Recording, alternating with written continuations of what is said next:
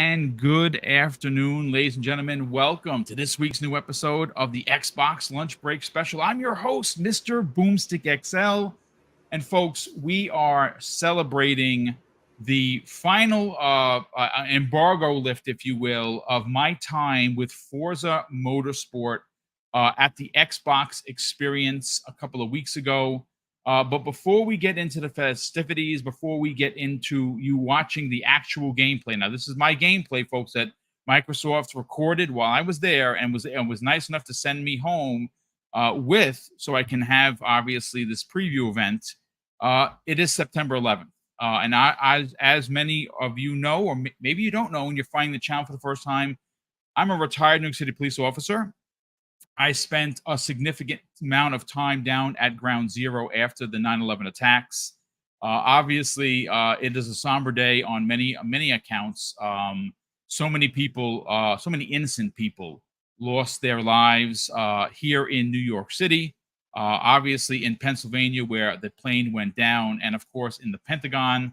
And one of the things that doesn't really get mentioned by many people who look back at 9/11 being, the day that it is, a day in infamy, if you will, are the first responders, like myself. And unfortunately, since the towers and the came down here and many people converged for months and months and months at a time, what we weren't told was that the air quality was poisonous and toxic, and many people have passed on years, many years after 9/11, and continue to do so with all types of illnesses. And I want to take a moment for before we get into it, because like I said, this day is something that's important to me.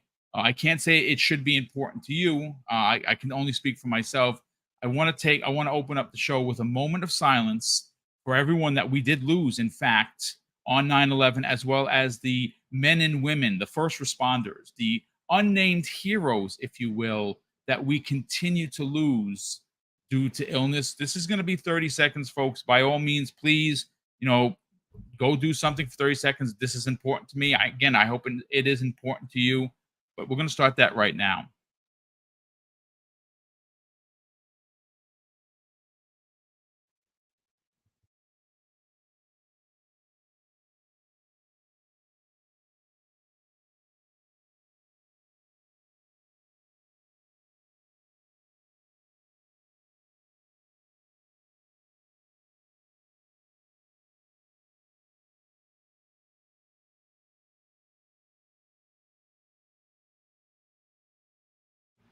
Okay, ladies and gentlemen, thank you so much for your patience and your understanding. Listen, let me get into the introductions. Of course, today, besides talking about some of those unbelievable Starfield numbers that continue to just break record after record after record and slowly creep Bethesda's newest IP into what I believe is going to win Game of the Year, regardless of its score that was, of course, attacked by many publications. They can't stop the behemoth known as Starfield. I am encroaching on 4 days worth of play, and I'm not even halfway done with the game. I am going to say, and of course, no spoilers here, folks, because we don't do that on this channel. I put it on the socials yesterday, Fuzzy, that I personally, again, everyone's going to play the game differently, and your relationships with your characters are all going to be different. There was a very specific Final Fantasy VII moment that happened, and my emotions were all over the place because I kind of was wondering if it's something that I did. Did I push the envelope too far to the right? Did I not push it enough to the left? And I thought about reloading a save, and then I'm like, yeah, but then it's going to take away from what happened. Very powerful moment in the game. And again, I don't even think I'm halfway through because I'm just the side quests and the faction quests and landing on a planet and just, finding a deserted weapons base. You go in there and you're going to find something great. It's just amazing. But we're, of course, going to talk about Forza. That's right. Big shout out to Jeff Rubenstein, of course, of PR for Xbox. He was nice enough to invite myself as a representative of Double Barrel Gaming, and being recognized by Microsoft is a really big deal for a channel is still relatively small as mine. And I got a chance to spend over 2 hours with Forza Motorsport at the Microsoft Experience in Manhattan, New York. It was an invite-only event. I did record 36. Well, I didn't record. Microsoft recorded 36 minutes of footage, which you're going to see here. This is my actual gameplay. It was recorded there on site off of Xbox Series X. I do play, as you can see on the screen, in performance mode, which is recommended. It is 60 frames per second on track at 4K resolution. What you're going to be seeing playing for you is recorded, and had to obviously scale it down, is 1920 by 1080p, because that is all that the software allows. I'm sure other people that are going to be using as previews that you're going to see up there, like the Colt Eastwoods, and I'm sure a few others, are going to have it recorded in 4K, because that's what YouTube does. But listen, the footage is unbelievable. You're going to get to it. But Fuzzy, welcome. This is your day. You want? Oh yeah. I couldn't tell you a lot about it, but now I get to answer all your questions, and you get to answer a lot of questions of the fans that are going to be here. How you feeling, brother? Welcome and good morning. Oh well, I thank you for having me on this morning, and glad to be here. Went on a road trip this weekend with the wife for a horror convention, but yeah, man, as excited as I am for Starfield, Forza's that next big title I'm looking forward to, and I got to hurry up and finish as much as I can in Starfield to get ready for next month. But man, great to be here. Glad we have Sir X-Men on here as well, a fellow racer Yes, that's Mr. Racer a himself as pure well. Yeah, that's enthusiast. right. Yeah, it's awesome. This is going to be a good show, and we can get to see like firsthand some of the behind the scenes stuff on Forza. So looking forward to it today. Yeah, well, listen, folks, I'm gonna start the footage for you. You can check it out. Again, this is my footage recorded from the Microsoft event. Sir X-Men, brother, it's been a minute since you've been on the show, but you told me in the DM that, listen, you are as well, Mr. Forza, as well as you're having a great time with Starfield. What better way and time to have you back here to check out the Forza Motorsport preview? You can see that some of the light glaring on it is the God rays are just unbelievable. How you feeling? Welcome, man. Welcome back. I heard you say Forza on Thursday, and I'm like, boom, you gotta let me in. Then I said, boom, you gotta let me in. Yeah, because I'm a fanatic. I'm a nut. I got the wheels just like Fuzzy does, wheels, pedal shifters. I can't wait to see how manual works on this game. I just can't wait, dude. I just can't wait. We'll get more into it. Go ahead. Yeah, we're definitely going to get into it. I want to say a big thank you and a shout out to Vanessa Ria, who actually DM'd me last night, and she says, "You're burning my ears when you say Forza. It's pronounced Forza with a T that's silent. It's not there." Obviously, she is Italian, and it does mean racer. So for you, it's Forza, and I'm glad that you schooled me on the correct pronunciation of this game. Listen, folks, all I can tell you is I got a chance, and let me describe the setup. I get invited to this thing, and again, the channel is still relatively small. So when you do get these invites, of course, I am like pinching myself. Wow, I got invited by Microsoft, and I know Jeff Rubenstein for years. He's invited me to other events as well, and obviously Microsoft likes the coverage that we do here at the channel. They value our opinion here, and they like how we uphold a certain integrity, if you will, unlike some of the bigger sites who just take advantage, of the kindness that Microsoft is because of their size. I'm not going to mention any names, but you know who I am referring. I go downtown, I get to the Microsoft store. It is closed to the public until, of course, everyone that gets there. I got a chance to meet Tim Dog, which I've done on many of these events. Tim is amazing. And the setup was pretty dope. They had in the middle of the giant room, They had a total of 8 monitors, 4 on each side, with the racing seating and everything. And those were those were the non-capture sections. They were just where you would sit down and you'd play the game. And I spent maybe about an hour and 40 minutes in that particular chair playing multiple courses in Forza. And of course, there were 4 capture stations, Fuzzy, off to the left on these giant monster. They had to be like 70 plus inch screens. They were running in 4K. And I know I already said it, but I want people to understand. Microsoft had heard everyone's complaints. They took the feedback very seriously about how Redfall was previewed playing off of a PC. That was not the case here. They made it very clear when you started that this, in fact, was being shown on an Xbox Series X, which is what you see in front of you. Again, folks, understand that this is 1920 by 1080p. I played it obviously at 64K. I was completely blown away. Everything about the game. Listen, I'm a Horizon guy. I'm going to be honest with you, but I'm going to get into this game. And Fuzzy, one of the things that were mentioned during my interview with some of the staff from Turn 10, and I'll get you their names in a second. They took a lot of the feedback from the players of Forza Horizon 5, and they've made this game, even though it is for gearheads. And if you were a gearhead, you are going to love this. It has everything you could possibly want in a game that of this type. But they made it more accessible with the way that you control the car and the way it handles and what you see on the screen. You're not going to be racing over the stands like you would you or jumping over the stands as you would in like Horizon. But so far, what are your thoughts on what you're seeing?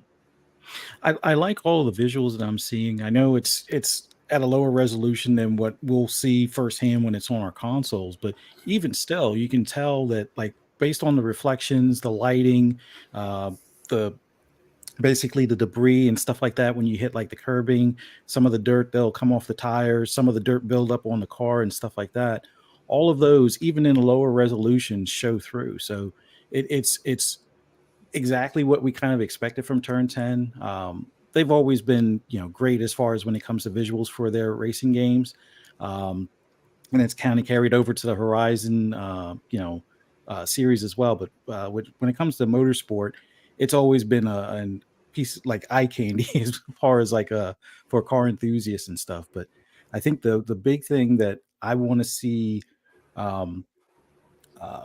like when I first get my hands on it, is going to be the AI. Like, I know that they've greatly improved the AI compared to where they had more of like a rubber banding effect to kind of keep things exciting. But now we have AI that are more tuned or able to learn and understand differences in the track. I think that's going to be the telltale as far as like the replayability. Like, everybody's going to want to go through like the championship, or like I guess it's like the car. I forget what they call it now, but it's like basically it's like your career that you start off with. And if the AI is as good as they say or what they've shown so far, this is definitely going to be a go-to. Now, multiplayer is going to also be a big draw, but I think even from what we're seeing here, you're not seeing the AI brake check in the corners and things like that. And that used to be something I hate like that first turn. It's like it's either a pile up or they basically get through and then they're like brake checking everywhere. And it looks like they're at least, staying to speed, taking the apex. Yeah, that one guy got in your way kind of deal, but it's more in tune with what you would see a real racer do, as opposed to the AI. Like, once you get to their bumper, they're like, "Oh, let me slam on the brakes," kind of thing. So yeah, there's some small details just in this visual here that show through that the improvements they've made over 7 and even over 6 and stuff. So I'm real enthused to see how this thing lands when I have it in my hands. Yeah, so one of the questions that were asked that I don't have the answer to because I was only able to race at 3 different tracks. I did race during the day, I did race at night. That they were if they were going to have reversible tracks. I didn't ask, but they didn't mention it either. Anything that I know that Sir X-Men will get to you in a second. Um, d- d- what are your thoughts on that? Do you think they're going to add that, and have they had it before? Yes, and me or Fuzzy? Fuzzy. Well, I could have sworn I've seen reversible tracks in previous ones. Where you like before the selection was you could either pick day or night. You could pick like the full circuit or GP circuit or like the short course and things like that. And on some of them, they had like a reverse rotation version of it. I think Brands Hatch is probably the main one that I've done the reverse of. Although I prefer like the normal run as far as how the tracks are laid out. But I would have to assume they're probably, if they don't have them at launch, that they'll probably be something that they'll have available for custom races down the road. Um, you may not see the reverse versions on like the multiplayer hoppers and things like that, but I would believe at least some of the tracks like Brands Hatch, They another did one. have a reverse track, Fuzzy. I'm not trying to interrupt, but No, the go ahead. one where one of their custom made tracks, I forgot the name of it. It's like this long one where you go through this small little city and you have to swing around to get to the finish on the short one. Right. They did have a reverse version. So their custom tracks that they made, they do have reverse, but not a legal track unless it's part of the, unless they legally run it that way. Yeah. So I would think it's something that would be like even after like post launch they would be able to add if there's enough of a demand for it and things like that. And like Sir X-Men said, the custom tracks or their self-made tracks and things like that should have it. But I'm my big thing is I'm hoping their track content cadence is on par with what they've done even with like 7 and kind of like what they've done with their car layout for motorsport in the past, where every month you're getting a handful of cars. Even if you don't have the VIP pass or whatever, they usually have like I think between 6 to 10 free cars throughout the month. You usually have to do like certain events to unlock them, or they'll be available in the in-game store where you can use in-game credits. So if you have enough race winnings, you should be able to buy them and stuff like that. The VIP ones, if you do the premium edition or if you do the complete premium edition or the upgrade for Game Pass, then you'll have access to those same cars and stuff. But man, just like less than 30 days before we find it. Well, not less than 30, like more like 25 days before we find out for the early access and stuff. So looking forward to that. Yeah, me too. I'm very much looking forward to it. Like I said, I'm watching the footage and I was there. You know what I'm saying? This is my actual footage. I'm not a professional driver. I do have to rewind, I think, maybe 3 or 4 times. Not a lot, but this game controls magnificent. They are launching with over 500 cars. I know that you originally said that you wish it would have been more. They have confirmed that they're going to be adding to this list of 500 cars on a consistent basis. The amount of tracks that they have picked out are a subset of tracks that is over 20. Those have been handpicked by the team. Those are handpicked tracks. Sir X-Men, you obviously, like Fuzzy, are a veteran of Forza Motorsport. What are your thoughts on the footage that you've had a chance to watch for the last few minutes? Any questions that you want to have raised that maybe I can answer? And if I can't, maybe Fuzzy could answer. Well, I'm watching your footage, and I see you finally went to in-car view. I see they took off the steering wheel. Yes, I did. Most of the time, I race my racers in hood view. Okay. So, because I like to see the apex a lot more than that view right there. I can get a grasp on the apex.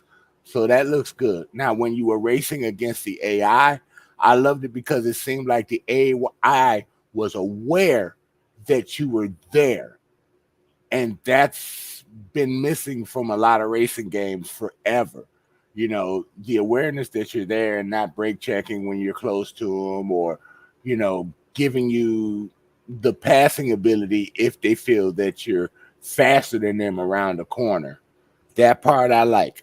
But man, I deep down I can't wait to get my hands on this, dude. It's gonna be downloaded PC day one. Yeah, no, absolutely. But nah, Turn 10 has always done a good job graphically. It's just the past few iterations they've been missing physicality, but look like the reason this game has taken so long because they really wanted to put their foot into this and get this the way of a PC sim racer.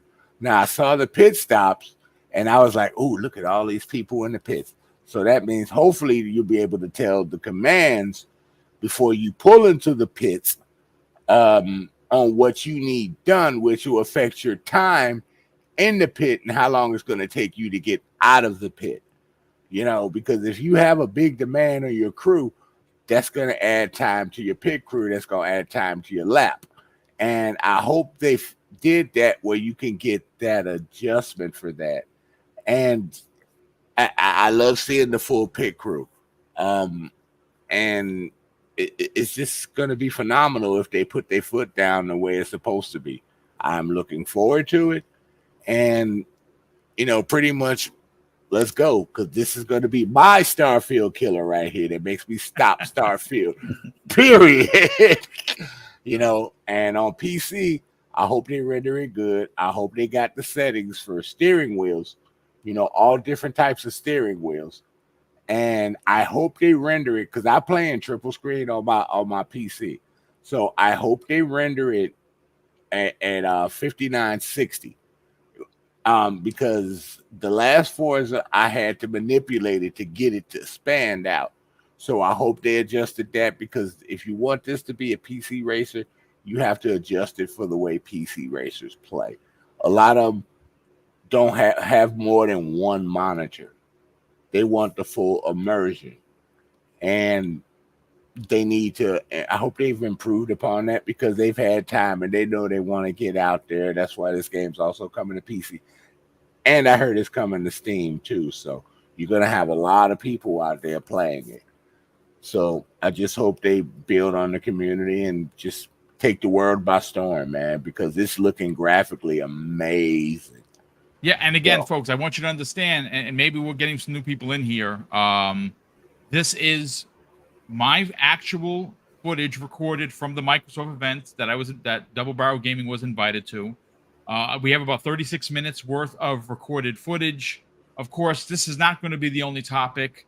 I did want to, I know a lot of people are doing previews. The Iron Lords have their preview up, obviously. Shout out to Lord Cognito. His interview is literally playing as we speak as an instant premiere. I didn't stay for the interviews. I just wanted to record the footage. But I do want to just confirm that the two representatives from Turn 10 Studios were awesome. Like, you could ask them any questions. It's Dan Greenwald, who was one of the co-founders of Turn 10 Studios, and Chris Esaki, who was one of the creative directors for Forza Motorsport. They were awesome. I got a chance to talk with Chris, shake his hand, tell him what I thought about it. Dan was, of course, very inviting. Like I said, I'm sorry that I'm going to nerd out live on the air, but the fact that I got a chance, again, you have to understand. Yes, we're closing in on 14,000 subscribers, and we don't discount one of them. But when you're this small, and the channel is relatively small, to be recognized by Xbox, especially PR, because PR puts you through the ringer. We've worked with Microsoft and Xbox many times in the past, so we've already done the rigmarole. But when you get to these events, and these are the heads of studios, and they're so welcoming, and they're so, hey, let me shake your hand. It's crazy, man. It's crazy. And shout out to Dan and Chris for being so welcoming from Turn 10 Studios. Of course, once again, I got to thank Jeff Rubenstein for keeping me in the loop of these things. Obviously, I live in New York, so when these events happen, we get a call, and it's crazy. It's still crazy that it's happening. Microsoft just loves the way you represent Xbox in a good or bad light, but you represent the truth of the people that you represent. That's why they reach out to you, because you don't hold nothing back, good or bad. You know what I'm saying? Yeah, I appreciate that very much. Listen, I hold myself very accountable for some of the things that I say, everything that I say on this channel, whether I'm live on the air or outside of gaming. This channel was built on integrity and honesty, and being inclusive. And again, to be a part of an event as epic as this, it is fantastic. Hopefully you are enjoying the footage. It is running really well, so I'm very happy about that. Brett Bingham in the chat is the one. Actually, he's the one that asked me about the reverse track layouts. I don't know as of right now because I did not ask. According to Sir X-Men, says that they have had reverse tracks in the past. Whether or not they're going to have them here, at least at the start, I don't honestly know. I know that we're getting, and again, I can confirm this because Dan and Chris actually said so. There are over 500 cars. There are over 20 tracks. Each one of the tracks have multiple day and night cycles. They are going to have more tracks added as the game, gets a little longer in the tooth. The same way with different cars. Yes, sir. On that point about the tracks, most Forza tracks have multiple variations. Yes. So it may be 20 tracks that you're going to have, but you may have 5 to 10 different variations depending upon the track. So you're looking at a lot of different ways to play the track, so that could end up in the hundreds, of variations, which makes the game more challenging. And P.S., I don't play with rewind on. Okay, I mean, listen, I rewound a couple of times because what can I do? I know. X Burke in the chat asks, "Boom, are you using a controller or the wheel?" They did have multiple wheel setups. I don't normally play using a wheel. My driving is terrible with the controller. Sorry, it is what it is. I did use an Xbox Series X controller, and as you can see, I just rewound there because I went off the track, but. You need to be experienced with a wheel first. It's not that easy to get used to in a racing game. I've tried it. I've tried. I've had some expensive wheels. First of all, I'm in an apartment. I don't have a real proper setup. What I would like to do is if we ever get, we were saving for a place, FYI, and if I ever get a man cave, I'm probably going to get one of those actually things you can sit in. That's what I would really like. Oh yeah, that's what I do. That's what Fuzzy does too. That's what I want to get. But at the end of the day, now as you can tell, look at the damage. Yeah, damage on the cars are crazy good.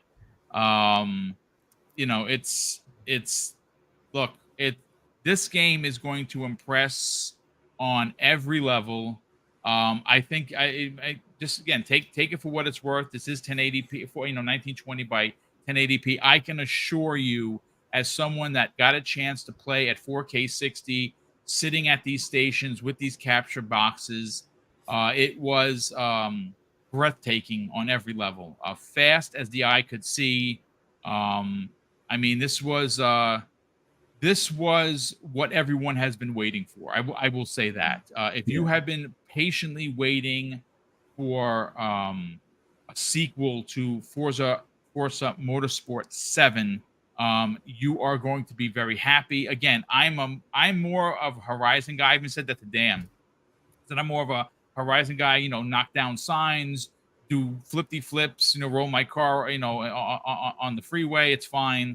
But I'm gonna put the time into this because the one thing that I took away, at least my time, my 2+ hours with this at the event, is that it did have a Forza Horizon feel to it, like how because I don't know any of these. Yeah, I don't know any of these cars.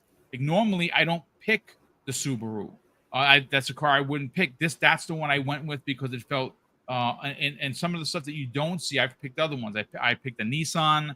I picked a Ford. I did not like the way they handled, so I wind up picking this. and I really liked how the car felt.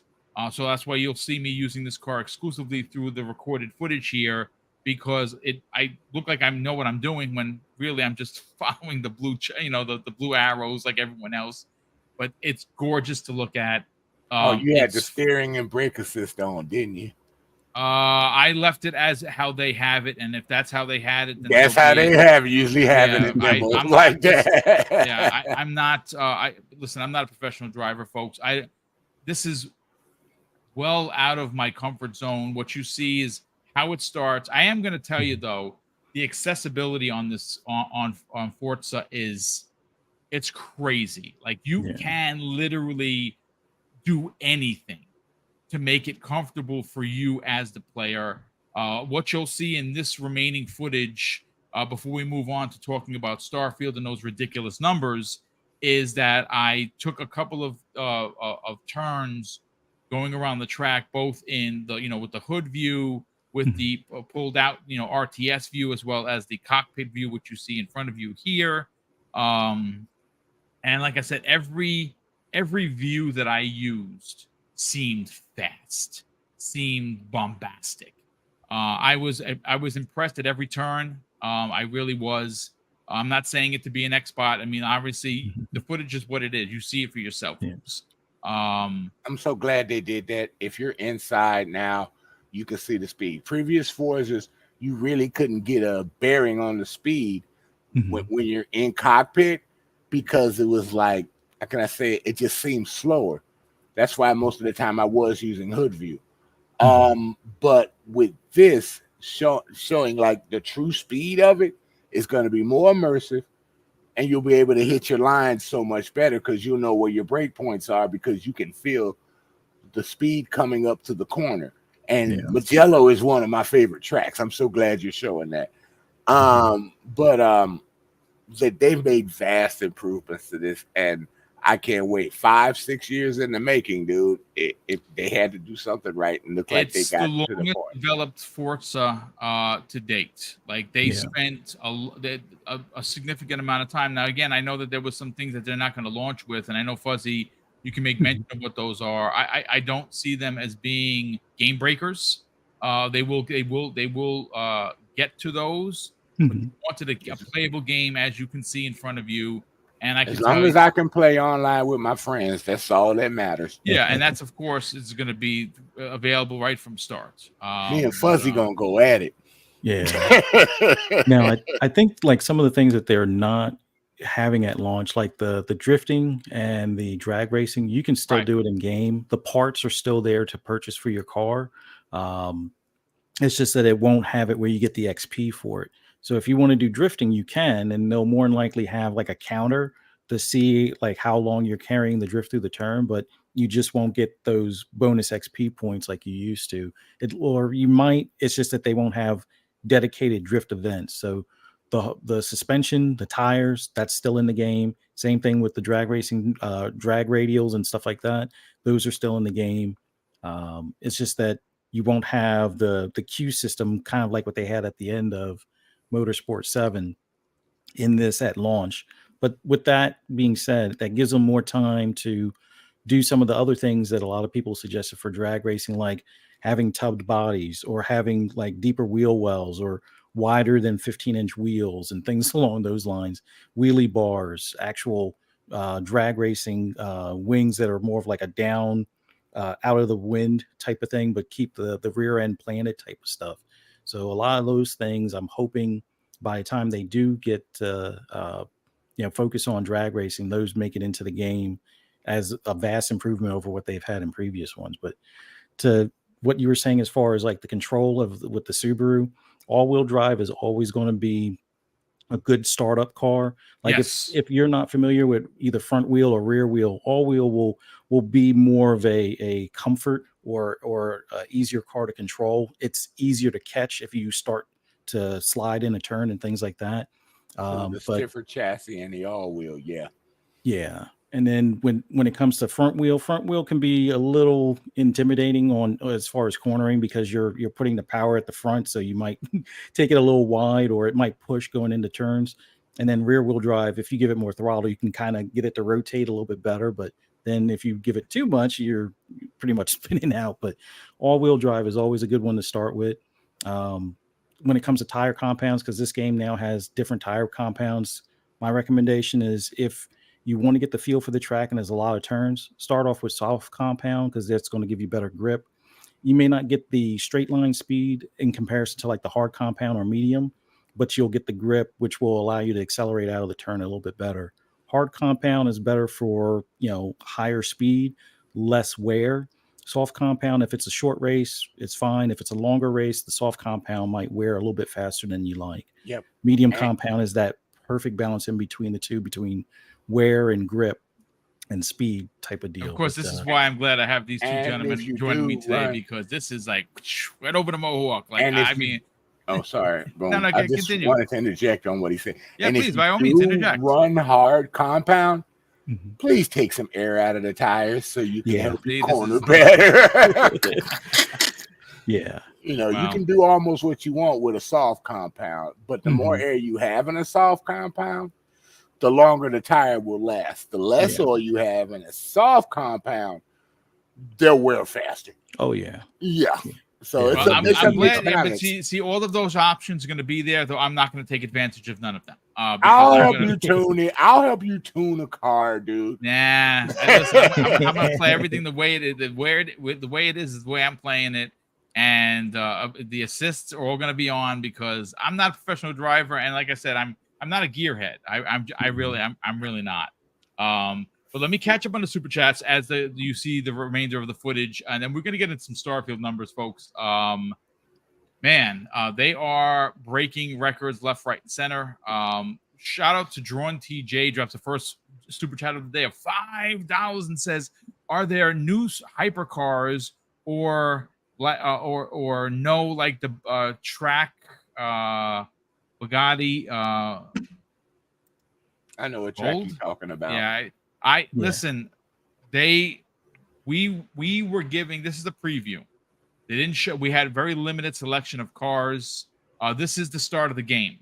What you see is what you get. Now, again, are they going to be supercars? Yes, they're going to be supercars. What supercars those are, I honestly couldn't tell you because they weren't offering that information up at the preview. And if they did, I didn't ask. I based on what they're doing with Horizon right now, those hypercars, like some of the ones like the Bugatti that he's looking for in particular, probably won't be within the first year. The first go around are going to be the actual track cars, so we'll see more prototype 1s and 2s. We'll see a lot more GT or like the lesser ones, like the GS cars, the GS class, which are almost like street cars, basically with a number on them. We'll see a lot more of those. The hypercars will come. Right now, I think the last I looked, the newest one is like 2022. There will be some 2023s and 2024s probably within the first 6 months. But the Bugatti right now, if you go to their forum, right now the Lamborghini and a couple of the Ferraris are beating it as far as for a fan vote. So that's why the Bugatti's probably not going to be within the first year. We saw the old Bugattis will probably be there. Yeah, definitely the Devo and I forget what the other one is. Those will definitely be there because they already have those modeled. But like Central. With the what they recently did with Forza Horizon 5, those cars were mainly the Italian launch, which those were the highest rated ones for like the 2 Lamborghinis and I think 4 Ferraris and I think 1 Panani. Or Pagani that was included in that package for like the exotic cars that they just recently added. So those are going to more than likely be the first ones to make it into motorsport. Then there'll probably be like a couple more batches of hypercars, in preceding months and things like that. Yeah, I'm sure they'll have all the Zondas in there, so you can I'm sure you'll be able to get your Zonda R, which is one of the greatest cars in Forza. Well, I mean, they're going to be there's going to be 500 plus cars available at launch, 20 plus tracks. You're going to have your chance to run wild with all of the. I mean, like I said, I'm not a gearhead, so it's going to go right over my head, to be honest with you. But obviously, you can tell by Fuzzy and Sir X-Men, they really know their racing. and they know what they're gonna go. They know what they're gonna go I for. just want to beat somebody's time at Nürburgring. That's all I want to do. that's the stop right there. Is Nürburgring. Yeah. X Burke drops a very generous $5 super chat and says, "Can't think of a more respected Xbox representative to be invited to this event. Congrats, Boom Brother. That's very kind of you to say. Thank you so much for the very high praise. I'm honored to have been again recognized specifically this month in two big ways. One of which, of course, with Xbox and this event, and being allotted a preview code from Bethesda." And one of the, and again, their PR approved the channel to get the $100 edition, which they provided me. And of course, I'm doing my in-game, as I play review. And in a week or so, we're going to have one of the shows during the week. We're going to be giving it a score. But obviously, I'm encroaching on 4 days in that game, and I'm not even halfway done. I don't want to be done with the game. I'm not looking forward to being done with the game because I'm having so much fun just exploring. Sith Lord drops a very generous $2 super chat. Says, "Thank you, Boom, for being a first responder. You are a real hero." That's very kind of you to say, brother. That is the thousands of men and women that were down there at day 1 and day 200. And of course, I'm proud and honored to have been one of them that spent a significant amount of time down at Ground Zero. It was something to behold. I don't like thinking about it too much because of all the death that was there. But it was what you see. I'll put it to this way, folks. What you saw on TV cannot equate to being there in person and seeing this destruction. I was saying to Sir X-Men that it looked like being boots on the ground, folks. And I'm getting goosebumps and even a little bit choked up. Like King Kong and Godzilla had just rolled through it. It was just not to be believed. Like where these monster buildings used to be, it was nothing but fire and just pieces. It just was it was something to behold. Again, my heart goes out to anyone obviously that passed that day and people who continue to get sick. We forget about those unsung heroes who are consistently and constantly getting sick from being down there. And that's something I never want to forget. Game Shark drops a very generous $2 super chat and says, "Replays, are they fixed cameras or are they dynamic?" I don't know. It looked like they were fixed cameras at the replays that you saw. So I don't actually know. I could certainly find out and find whether or not that in fact is either or. Jimbo Jangles drops a very generous $20 super chat. Says, "Boom, it's not the size of your channel, it's how you use it, brother. Pause." Thank you so much for the facts. Thank you so much for the kind words and of course the generosity as always, Jimbo. And Drawn TJ says the Bugatti. I don't know how you pronounce that. Bold or Bolide. It is a track only car and it's from 2019. Yeah, I mean, listen, we didn't get a list of cars that were going to be there. They told us specifically, Chris and Dan, that we're going to be over 500. They were all handpicked, and maybe it makes it in there, maybe it doesn't, but we'll know in a couple of weeks because that's when it comes out. Definitely go to the forum to vote. Like that's okay. Like the big thing that will help push that to the top. Like right now, send me a link to that on Twitter, dude. Yeah, let me see if I can find that. I'll make sure I put a link in our chat as well as in the group chat here, so that way people can go and vote. Like if you see a car you like and you really want in the game, I want my 1991 Dodge Stealth R2. That you definitely have to do the vote on those. Let me see if I can find that here. No, but go ahead and continue. I'll he froze. He froze. Now he's back. Okay. Well, look, listen, I hopefully you enjoyed the preview. If you're asking why I didn't do a video where I could have read from a card, because I don't really do video content. It's not something that I enjoy doing because not that I don't enjoy the work. It is a lot of work to do a 10-minute preview video would have been about 10 plus hours. Usually it takes me a little bit longer because I'm not really that great at it. So I overcompensate with cutting the footage down. Usually a 10-minute video would take me about 14 hours. I could do 7 Jesus podcasts. Christ. Yeah, it's for every minute it's an hour of production time. I have a good computer. I have a great PC. I have a great way of recording and chopping everything up. It's just incredibly time consuming. So I figured you'd spend 30 minutes of today's show doing the preview live, so you can check out the actual live gameplay and get some questions we were able to answer. Like I said, it was a preview event. I told you everything that they told me. I may have been able to ask some more questions because obviously you saw Lord Cognito. He sat down with Turn 10 and he asked a bunch of questions, but that's what they do. That's why I love their channel, because that's, they go to all these events and they do these big interviews. That's not what we do here. I just like talking behind a mic and showing you my passion for gaming and representing, obviously what you saw in front of you.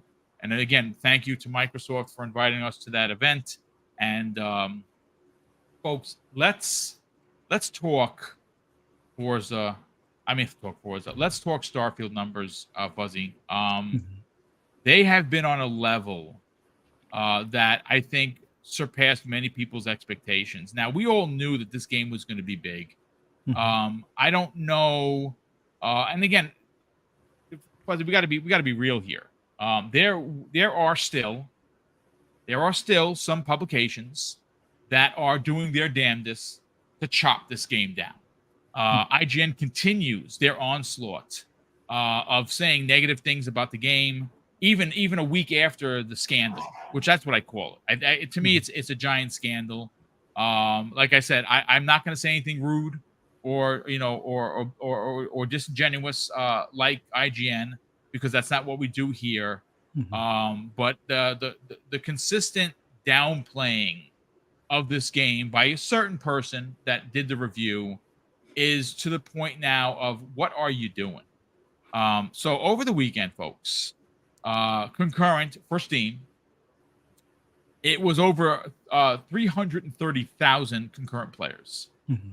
That's a really big deal for a single player game. It is, in fact, the biggest Bethesda game ever. It even has broken records that were held for years by previous games. Elder Scrolls 5 was the previous record holder. That, in fact, is not the case anymore. It is now Starfield. And these numbers continue to grow. And what's interesting, Fuzzy, is we did hear from Phil Spencer where he had confirmed that along with Steam, along with Xbox, and along with Xbox PC, there were over 1 million concurrent players. Yeah, that's a really big deal. That is a monster deal. Let's get you. I mean, I can see these numbers continually growing up, because one of the things that's interesting about Starfield, folks, is people continue to talk about Starfield. Yeah. And you know what's interesting, Fuzzy? You know how we heard people say, well, don't quote tweet such and such from from site whatever that gave it a crummy review because they're paid shills by PlayStation. Yeah. And we know that for a fact. But I think actually the roles have reversed, because the more that they continue to downplay it, the more people want to be like, well, they're saying this, but there's so much noise over here that says this is the greatest game. And how many stories have you heard, chat, of people going out and buying an Xbox for this game? Yeah. Free advertising, boom, free advertising. Yeah. That's what that is. Well, there's one thing I want to address with the IGN deal, which this should make everyone think for a moment. Like, yes. if this game was as bad as they claim, it was a 7 out of 10, which isn't really a bad game, but a lot of us that's played it know that it should rate higher than a 7. Look at how much content they're doing for guides, builds, things like that. They didn't even do that for Fallout 76. They didn't do that for any other game that I've looked at for the past 6 years that they've rated a 7 out of 10. There's no guides. There's no best gear, best weapons, any of that stuff. So if this was such a bad game as this one person claims over at IGN, why did they spend so much time and effort doing all these guides? My theory is this is controversy like none other, where controversy gets engagement no matter what. Like if they gave it a good review, people wouldn't necessarily focus on IGN. They might focus on some of the other places. But because it's IGN and they gave it a negative review, it's going to last a month as far as engagement. People constantly going to the site or trying to see why they gave it a 7 out of 10 type of thing. If they gave it a 9 out of 10, people would look at it for a couple of days and be like, IGN gave it a 9 out of 10, and then move on to other sites or move on to YouTubers that are doing like Star Wars or Star Trek build guides and things like that. So by them doing this negative review and then having all this content for a game that supposedly is only a 7 out of 10, it's not a coincidence. It's pure, like, not really bait and switch. It's more like bait, and then to get you to find out why they gave it a bad review. Oh, but by the way, you want a build guide, the 10 tips or 15 tips of things you wish you would have known before you started. Yeah, this was planned. This is not coincidence. This is not something where maybe that particular reviewer believes that game is a 7 out of 10, but somebody out there knew that this negativity would bring more traffic to the site, and then they can view their content, and then people will stay on the site for the content and so forth. So this is kind of I won't say a trap, but it's bait. It's a trap. But as far as like with the numbers of this game, like we have to realize when you look at a lot of other games that are in Game Pass, for example, and are only on Xbox pretty much, as far as whether it's a timed exclusive or full-on exclusive. I think one of the guys on Twitter, Ikami or something like that, I'm bad with names on Twitter, but he pointed out that Halo's multiplayer being free didn't have the same at maximum like concurrent players as what Starfield had. So you're looking at a game that you have to pay between 70 to 100, or at least the subscription to get it, versus the free multiplayer game. You would think that the free multiplayer one would have a higher, concurrent than what one that you have to actually at least pay out of pocket. And that's not the case. Starfield blew it out by almost 100,000 concurrent. So it's this game, I don't think it's even seen its peak at this point. No, I don't think so, dude. Yeah. And it's only going to get too even much deeper. content. That's the problem. Yeah, it's only going to get deeper when they release the mod tools. Like there's already mods out there, but they haven't released an official mod tool. So a lot of this is kind of like hacked together based on the mod tools from like Skyrim or from Fallout. Yep. And most of the stuff works, but there's some stuff that they've yet to be able to do, like script new lines or script new activities for the NPCs and things like that. So wait until that can happen. So then you will see the Halo planet, or you'll see the Fallout planet and things along those lines. But that negativity, I think someone made a mod that all of the UC are stormtroopers. Yeah. Oh, yeah, that's so you can. Yeah, so you could change like skins and things like that on a lot of the characters. But when the mod tools are released, where you can create your own missions and things along those lines, I think this is when this thing blows up even further. But like this game is so deep in the sense that if you just wanted to focus on the main story, you got at least 20 to 30 hours worth of content that feels like a movie. And yeah, it may not be that third person over the shoulder the entire time with cutscenes and button prompts and stuff like that, like some people might be used to, but it's pretty damn close without even having those cutscenes and stuff. But like I just think this game kind of caught some of these complaining reviewers off guard, kind of deal. Like I guess they thought I think what it did is fuzzy. I think it exposed people. Pause. Yeah. Right. I really do. I think what it ultimately did, and I don't know for a fact because I don't really follow IGN like that. I haven't followed them in years because of the way that they have become. Mm-hmm. I think it's safe to potentially assume, without making an ass out of you and me, is the fact that they lost millions of subscribers because I had people in my feed that I have never heard from before. And they were like, after this shellacking that they gave this game, which in no rights in any universe, I don't care, the multiverse, is a 7. It's a 7 because it drove traffic to a site that is dying because of content creators like everyone here and people that you tune into, like the Iron Lords and Pong and Steel and Mav and all of your favorite podcasters, Rand and Jez, because we are now a more powerful voice, and we don't have to listen to the ridiculously of the IGNs, of the GameSpots, of the PC magazines that completely miss the mark. Mhm. And you're right. I really think, and I'm glad that you brought up that finite point. I'm glad that you said, if the game sucks that bad, if the game is this awful, like Dan Stapleton continues to say it is, why have guide after guide after guide after guide? I'm just saying maybe those people making these guides probably should have been the one that reviewed the game, 1. Yeah. And 2, we know that it's a traffic driver. Mhm. They should have let me review this game, because I've played. They should have let Ryan McCaffrey or Destin Legary. I'm just giving an example from a person that really doesn't really play Bethesda games like that. Mhm. I was looking forward to Forza. I was not really interested in this game, but I got it because me and my friend game share, so I was able to play it early. And I've never had a game, because I don't like open world games or things like that, that is such a time suck for me.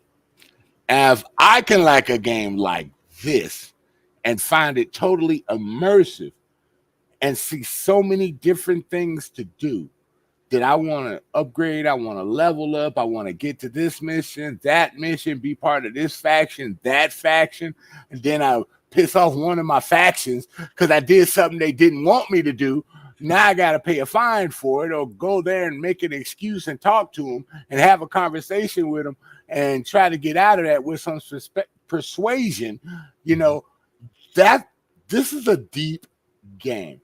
And I don't know what these people are talking about. The only hardest thing is to learn how the menu works and how they got it. But I got it down now. Once you get the menu down, this game becomes just water and addictive, and I just cannot stop playing. I had to take a day off from doing 12 to 10-hour days playing this game, dude.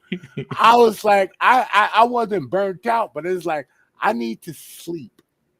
You know what? A perfect example of needing to sleep is Hargeet Chani. He slept 3 hours in 3 days. 3 hours in 3 days. He said it. He said it live on the air, and he wasn't ashamed about it. And I don't blame him. Listen, I'm going to tell you something.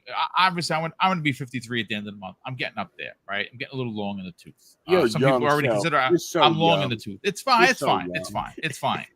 But I can't hang like I used to. But I got to tell you, man, you know, Mrs. Boom, she's got to get up at 6 every morning for work. So, you know, we're in bed like 10:30-ish, give or take. Boom, I got a question for you. How many times did you not want to stop playing when you know you wanted to go to sleep and had to go to sleep? Dude, I'm going to tell you, I'd go in the room with Mrs. Boom. We'd fall asleep. I'd get up. I'd look at the clock. It's like 1 o'clock in the morning. I'm like, I'm going to get 45 minutes in. And I'll go sleep. I'll say, good luck with that. I stay up for like an hour and a half, and I'm like, you know what? I got to put this control down. I got to get up. I got to get up in 4 freaking hours. Although it's crazy. And then something else pops up. You like, dang. Ooh, another mission. What's over in that side of the dude? This is, if you're like me, and I'm like a dog, right? Like there's the bone, but I look over there and some of the piece of meat over there. I'm going here, then everywhere. Like I will. Like I have so many side quests open right now. It's bonkers. The quest lines for the factions are so deep, and they're so, like, even some of the things that you just roll up on.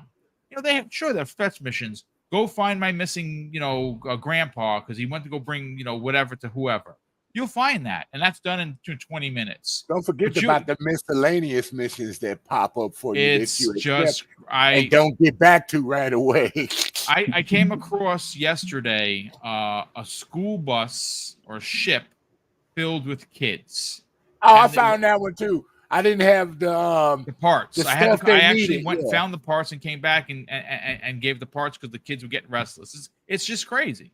It Let me sucks catch up having on the to super leave 'em. chats. Everborn Saga drops a very generous $5 super chat and says, "It's if Fuzzy's theory is to be believed, and I believe it, then engagement with bad actors to call them out will justify their goal, and they will do it again." And that is very unfortunate because we're look.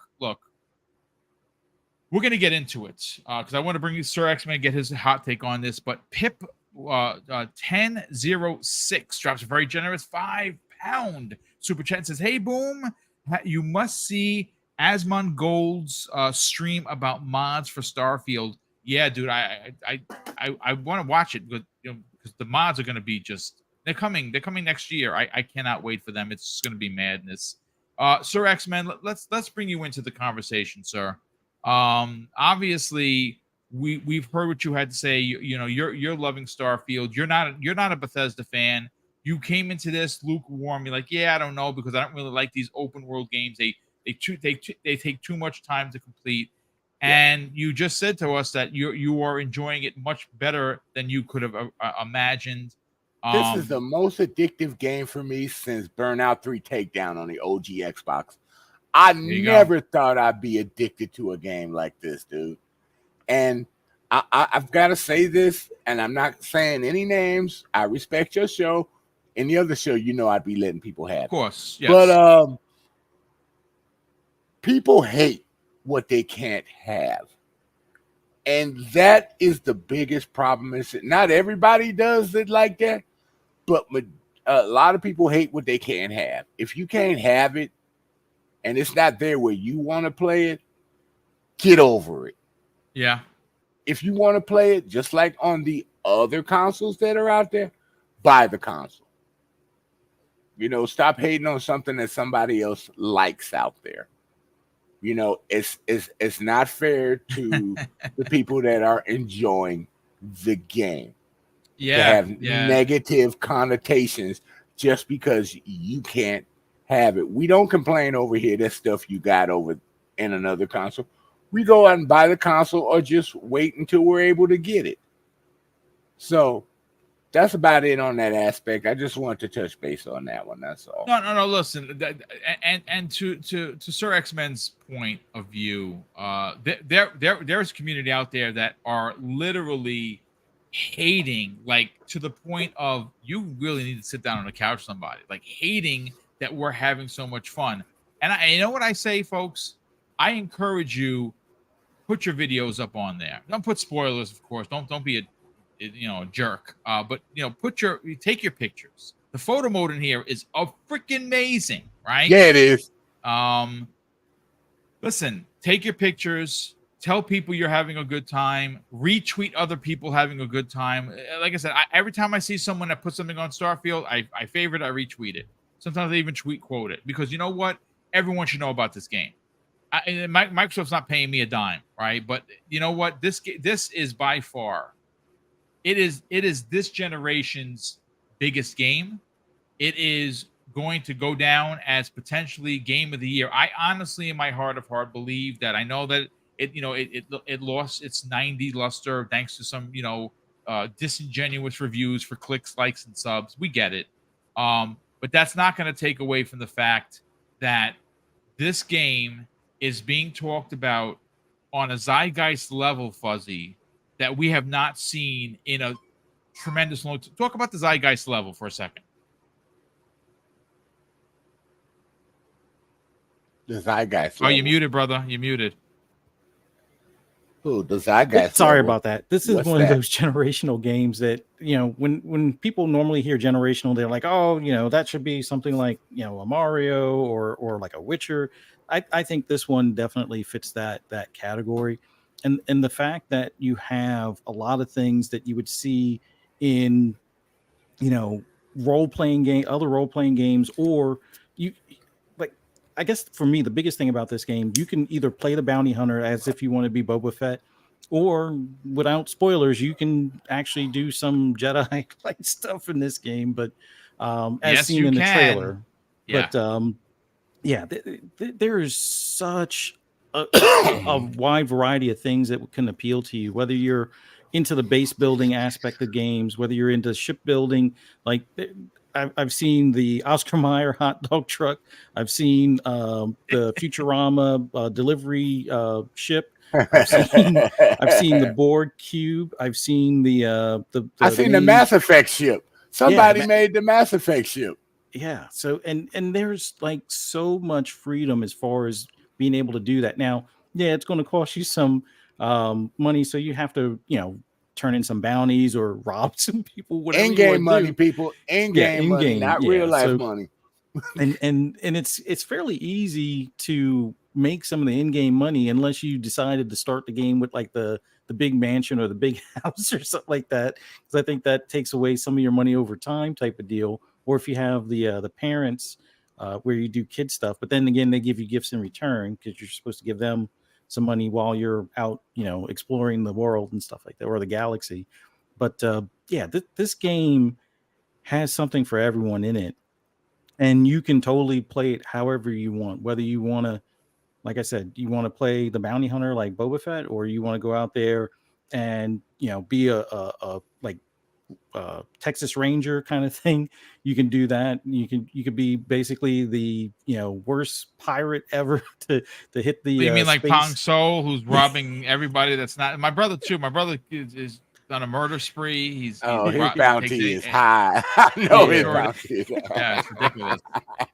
No, but I mean, the funniest thing is when you rob other pirates. Like well, no spoilers, but there's other pirates out there with some valuable ships and some valuable stuff on those ships, and you can jack them just as easily if you have decent weapons and gear, because they're going to have a paid squad to kind of protect them. But still, the ability to do that, and even the small little details of this game, like you can cut certain emergency doors. There's like pins that lock the door in place. Yep. You can shoot them with a shotgun. You can cut them with a cutter. Yeah, absolutely. And then like the bullet casings, when you're using ballistics as opposed to like a laser rifle and things like that, the casings will fly out of the rifle differently depending on the gravity of the planet. So if you're on like a planet with regular gravity like Earth or even greater, the casings will drop. But if you're on like the moon, the casings are going to float, or they may take a lot longer before they hit the ground, kind of thing. So there's just so many little small details in place, and things like plushie toys. Like some people were like, "Oh yeah, I'll put the plushies on my bed." I've been collecting them. It's crazy. Yeah, it's dumb. But I've been collecting them.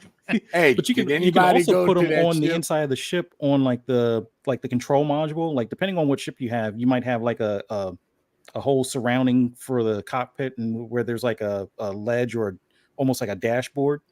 Some people are putting like some of their collectible items up there as well. Dude, it's amazing. Hey, did any of you guys go to that party ship? I'm not spoiling it. The party ship where they asked my brother did. He murdered with everybody the gravity on or gravity off. My brother murdered everybody on the ship. I haven't gone to the party one yet, but I've gone to a casino, and I've gone to like a freighter that was riddled with pirates. It wasn't their ship, but Christ. Yeah, and that one, there's a gravity issue as well, where every so many seconds that thing stalls out, and it's like, oh yeah, we went from being on the ground to now floating around. And then the problem is there's cargo on that ship, so if the cargo is above you and it crashes down, you got to pinpoint on it if you want to grab it. Yeah, that was fun. But there's just so many different things. Like I want to say my most memorable mission so far was I rescued somebody off a planet, was taking them back to their home world, got ambushed by like 4 pirate ships, killed 3 of them. The 4th one damaged the engines, boarded it, and then basically took out the crew. Used the axe to hatchet one of the people in the face. The other guy saw it, I guess, dropped his weapon and was trying to run and got shot. But it's just, there's just so many different things. Like the AI, some people will say the AI are dumb. No, they're not. On at least normal or like the harder difficulty, they will try and legit, and they surround flank you. Yeah, yes, they absolutely flank you. Yeah. Now, okay, as an old man, don't mock me. I actually play it on easy because I just want to experience the game. Dude, who cares? However you easy, very easy. the AI is still a pain. They're still smart, even on Mhm. easy. They will flank you. They will shoot you. They will come around behind you and hit you. The same guy that you was trying to kill. I Mhm. mean, this is some smart AI. I don't know how they did it, but they made them in combat intelligent. Yeah. And I Well, appreciate that in this game. did you guys see the clip where the one guy was like, he was fighting a dinosaur? He's like, oh, not one of those again. It took us Oh, an hour to kill yeah. him, and then two more came up behind him. Dude, it's listen. Yeah. The more I play the game, the more I'm finding stuff I haven't seen before. I think that in itself is the amazing aspect of the game. At every corner, there's something new to find. Loot is here, there, and everywhere. I go into a room and I'm spending 20 minutes in a room looking for every hidden safe, whatever. But look, folks, at the end of the day, this is doing gangbuster numbers. The marketing was on point, continues to be on point. We do have one topic that popped up early this morning, and of course, it is talking about Fuzzy Belvedere acquisitions. It turns out that Gearbox Studios, makers of Borderlands, Mhm. is on the sales block for Embracer Group, who we know is financially in a bit of a pickle. Yeah. Now, let me just get the information. This was reported. It was brought to our attention by Hasdor Gaming, as it always is, or at least one of them. Obviously, you find them from information like this from Idle Sloth. You find them Mhm. from numerous sources on Twitter. But I pulled Hasdor Gaming's tweet. It says, according to Reuters, sources close to the situation say Embracer is considering selling makers of the Borderlands game at Gearbox after receiving interest from third parties. Who those third parties are is we don't know, but I am going to tell you this right now. I do hope that Microsoft is potentially the third party. I think that for the It wouldn't be a conflict. no, 'Cause it would not. It would not be a conflict of interest at all. Plus, it's still relatively small. Now, if you don't know, Embracer Group purchased Gearbox for $1.4 billion with a B. I would imagine that they would probably be looking for at least that, maybe some profitability on the back end of it. Fuzzy Belvedere, Mhm. maybe asking the rumor. The rumor is $2 billion. Yeah. I think that is Gearbox is talented. Oh, yeah. Borderlands is a big IP. But for me personally, before that is even considered, I would like to see them acquire Crystal Dynamics and thank Eidos you. Montreal. Yes. They are currently working on two monster first-party IPs for Xbox in the forms of Fable and Perfect Dark. I think those have to be a priority because of what they're currently doing. What Mhm. are your thoughts on the new information coming the way of Borderlands developer Fuzzy? It could be sold. It's encouraging and disappointing at the same time. Disappointing only because Embracer is now on like the downturn as far as, I They're on guess, life some of support, the, brother. yeah. Yeah. So that deal that they were making with the some of the investors out in Saudi Arabia and stuff like that didn't pan out. Yep. So with that being said, they kind of have to, kind of fill their pockets again, or make some of their money back. In the best way, or the easiest or fastest way, is to sell some of their studios. Gearbox is a great studio. I don't know if the Randy Pitchford I issues don't with like some of the him. Microsoft executives is still a Yeah, I'm not a thing. big fan of. I met him in person actually back at PAX East many, Mhm. many, many years ago when he was normal before he started doing some of his very, very strange things. But Yeah, yeah, he was personable. yeah. It was during the launch of Aliens versus Predator, the Mhm. game that they released. Yeah, so I think it would definitely be something on Microsoft's radar. Although I don't know if the deal would require him to part ways, type of thing. But aside from that, I hope they get Crystal Dynamics and Eidos Montreal first.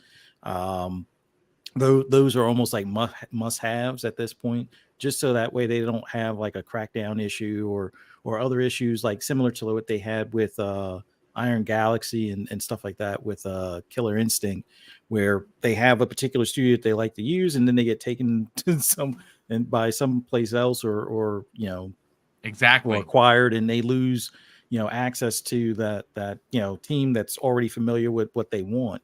So hopefully maybe it's part of a package deal.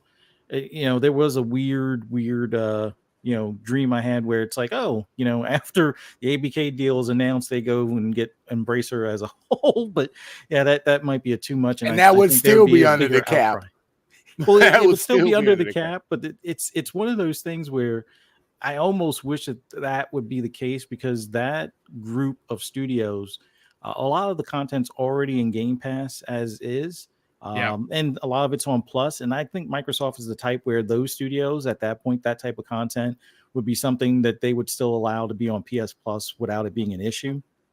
And it would almost guarantee like a lot of the AA and single A stuff that a lot of those studios have been making, and maybe even help some of them, reach up to like AAA status and stuff with Microsoft backing. But that would be a constant content stream into Game Pass, and that save a lot of jobs and save a lot of hassle. But if Gearbox is to go, I would like to see Microsoft acquire them. I would just like to see them stay open and stay alive through some sort of acquisition. But Microsoft, would be a good place. I like what you're putting down, Fuzzy. I do agree with you. I think that there might be a situation where he doesn't come along. He takes his bag, his golden parachute, Randy Pitchford, and leaves. I would not want to see him remain the head of the studio if Microsoft was to buy the company. Personally, go ahead. No, again, sorry, man. What do you want to jump in? My opinion on that is fine.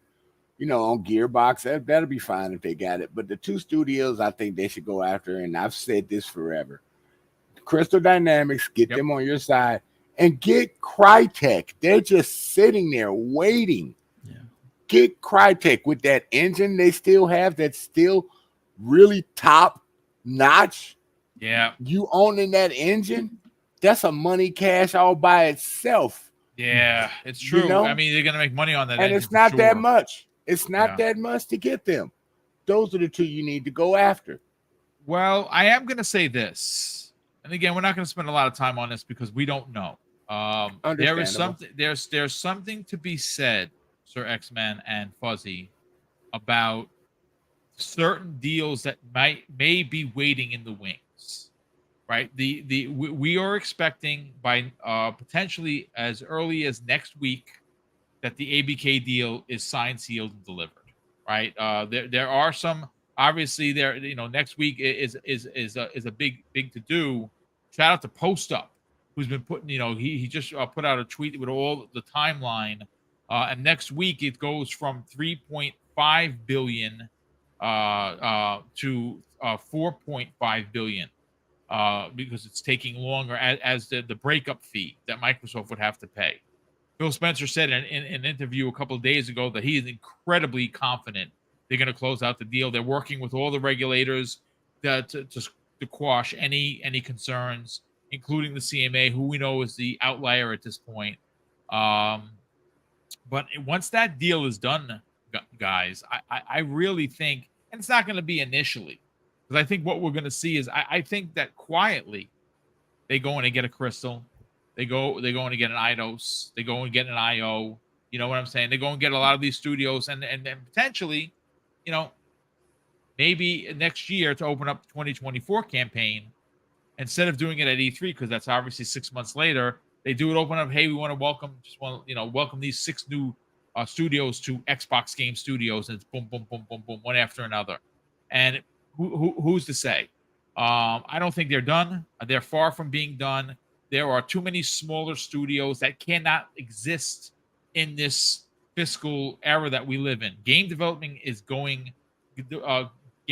cost is going through the roof, and the days of acquisitions are upon us. Is Sony going to be a part of that question? I honestly don't know. I don't really think so. I think it's probably people and smaller developers and that they're working with. I don't see anything like could they be in the running for a Gearbox? Well, potentially, I guess. Would they want it though? I don't know. But look, at the end of the day, let me catch up on these super chats. We're gonna get everyone out of here. Hopefully you enjoyed the 3 topics. Hopefully you enjoyed the Forza preview that I was finally able to share. And again, a big shout out to Microsoft and Xbox for recognizing Double Barrel Gaming and inviting me to that event. We have a super chat here from Elio Monterios. Drops a very generous $5 super chat and says, in the podcast Unlocked, they had Dan, and he looked so uncomfortable listening to the other praise the game. Yeah, I did not watch it myself. Again, I'm going on secondhand information. I will not watch it. I just will not. I'm not going to give them that click. I'm sorry. They mean the people that actually like the game, like Ryan McCaffrey, seemed not to be subscribed to what Dan was putting down, and he was either annoyed or felt the type of way. Well, you know what? He shouldn't have reviewed the game anyway. He purposefully did it. Sorry, that's my opinion. Drawn TJ drops an additional $5 super chat and says, "Hey, I used console command for a cheat on PC, then loaded it on Xbox. Hey, brother, listen, as long as it doesn't ruin your achievements, cheat away."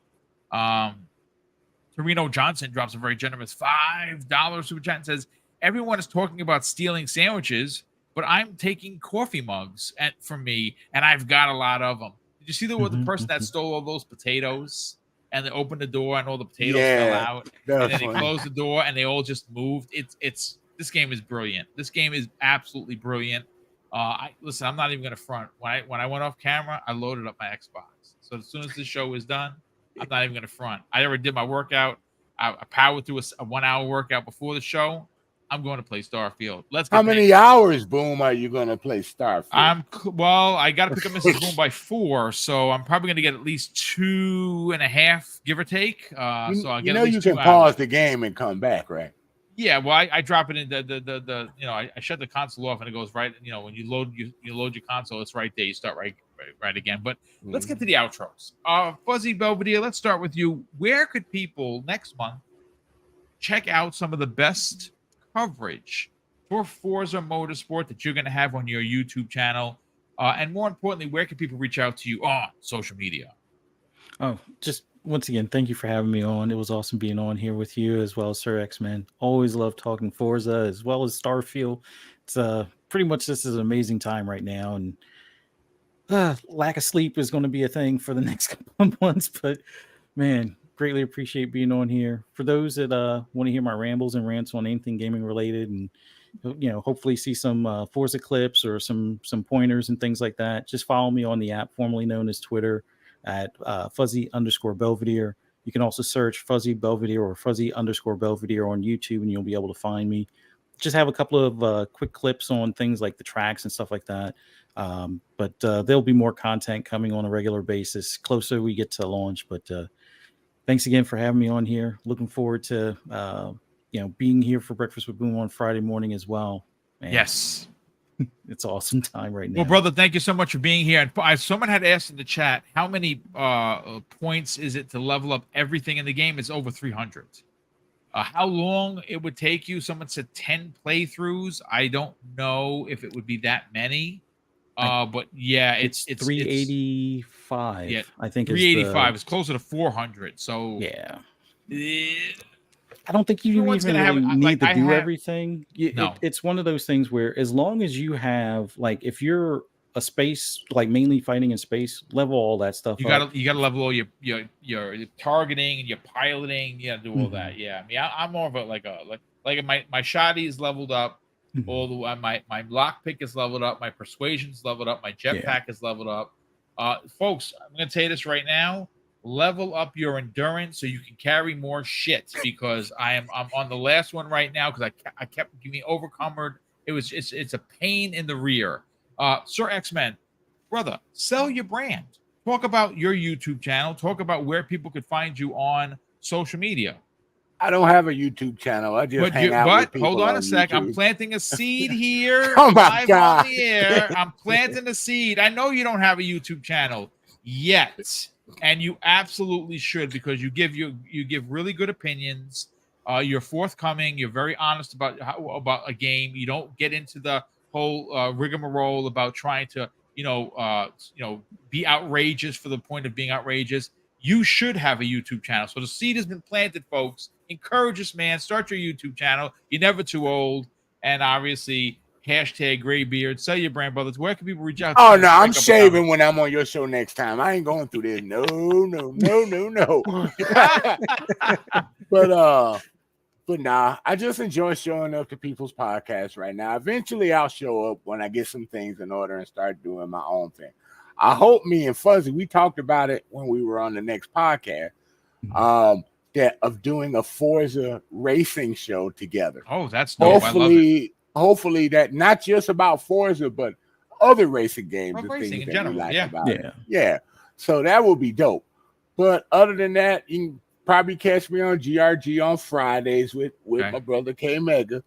And I'll be on Mike Muller's show tomorrow night. And you can find me at Sir X Man at just Sir X Man on Twitter.